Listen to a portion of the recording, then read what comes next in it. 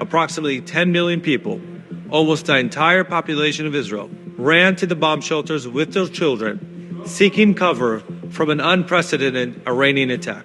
The Iranian terror regime fired about 180 ballistic missiles towards Israeli civilians. This attack is the largest ballistic missile attack towards Israel ever. This attack is unacceptable. No country in the world would accept one ballistic missile pointed towards their civilians, let alone 180 ballistic missiles in the same night. This attack was mostly intercepted by the Israeli Air Force and our allies led by the U.S. Air Force. This large-scale attack is unacceptable and will bear consequences. We will defend our people and we will react when and where we decide. Iran's stated intention was to avenge the deaths of two IRGC-supported terrorist leaders and an IRGC commander by inflicting significant damage and death in Israel. Thankfully, and through close coordination between the United States and Israel, Iran failed to achieve its objectives.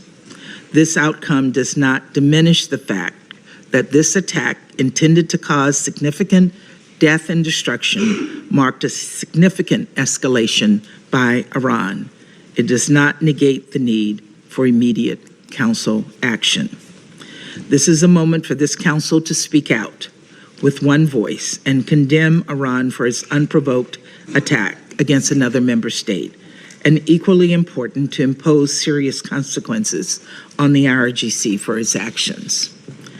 Colleagues, in a broad sense, Iran was complicit in the October 7th attacks on Israel through its funding, training, capabilities, and support for the military wing of Hamas.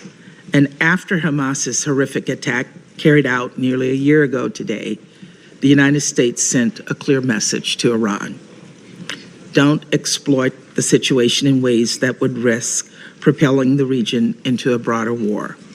The IRGC flagrantly and repeatedly ignored this warning. I can think of no starker example of state support of terrorism than launching ballistic missiles to avenge the death of a terrorist leader. It is indefensible and it is unacceptable.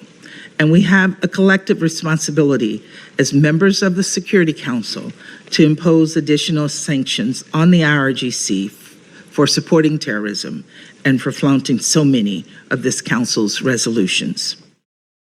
De Malte, et j'invite maintenant la représentante des États-Unis à... We are also committed to doing everything possible to end the war in Gaza, where Palestinian civilians have been caught in the crosshairs of war, where dire humanitarian crisis persists. That's why we're working to bring about a ceasefire deal with release of hostages, consistent with Resolution 2735. The events of the past week should send an unambiguous message to Hamas's leadership, which continues to cower in tunnels beneath Gaza.